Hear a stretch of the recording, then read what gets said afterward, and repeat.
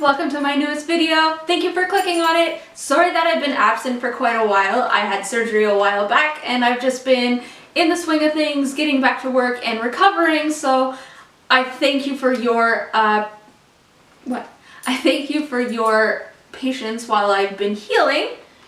I love you. Yes. Our video topic today is hairballs.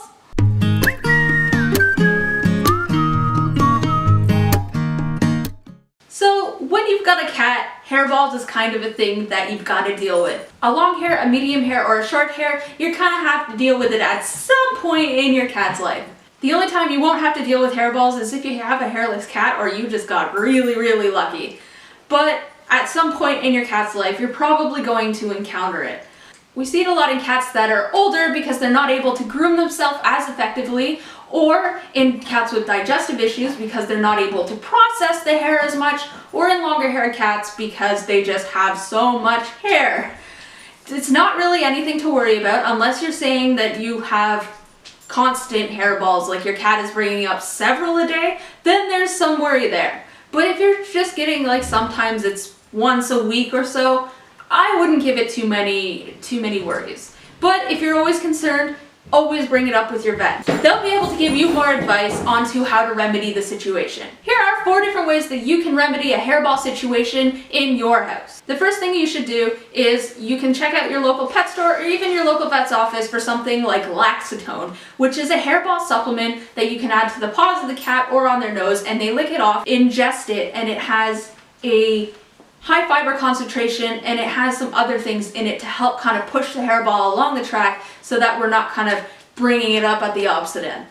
These are usually quite successful, but it depends on the cat. Laxatone and things like hairball supplements will also vary in price. So sometimes you'll see them be a little bit more effective if you get them from the vet, but they'll be a bit pricier. You can get them at the store for various other prices that may be cheaper, and this will depend on your cat about how effective they are, and it's just kind of personal preference. They usually come in a few different flavors. Sometimes they're tuna, sometimes they're flavorless. It's really up to what you decide that your cat likes. You could also use an at-home supplement if you're kind of in a bind and you don't have anything over the counter. Something like oils will be good to kind of help coat the throat and the stomach and help push it out, or even Vaseline. Generally in store, what I recommend people do is to rub a little Vaseline on the cat's paw or the nose, and Vaseline isn't digestible, but it won't hurt your cat. And the Vaseline just kind of coats the digestive tract and helps it come out or go out the other end. The second way you can help remedy hairball situations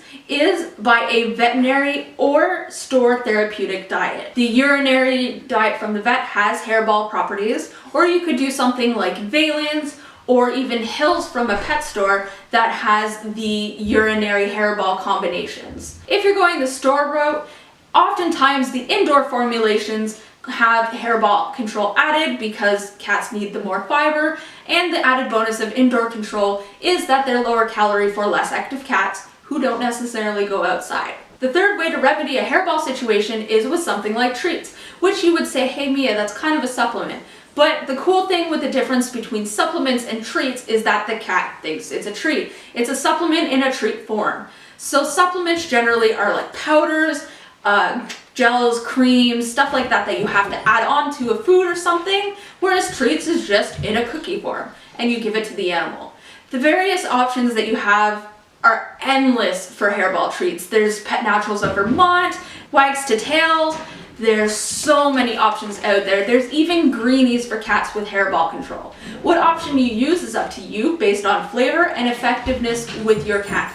We personally use Pet Naturals of Vermont for Pounce, and we have had great success for it. I'll post a link down below for that if you're interested. And unfortunately, the fourth and final way to remedy a situation with hairballs is to brush your cat. The more you brush and the less they shed and ingest means that they are more likely to have no hair sitting around in their stomach to kind of fall into those hairballs to cause issues. One of the best brushes that I recommend to my customers for any type of cat is the Furminator. The Furminator is a great buy for any pet owner. I even use it on Pop-Tart, who is quite long-haired, And I've had great success with people coming in and say that they enjoy using their Furminator. Their cats like to be brushed with the Furminator. They are reducing the shedding and therefore less likely to have any vomiting issues from hairballs. If it continues after these suggestions, or supplementation isn't working, or there's other things coming up with the hairball, such as a lot of food or stuff, then you might want to talk to your veterinarian because there might be other issues going on. There could be an allergy that is involved. If it's something that came on really suddenly, then your cat may have something like a blockage or other issues going on. Always best to check with your vet. But that's everything, guys. I hope that you're not having hairball issues, but if you do, I hope these tips are really helpful for you.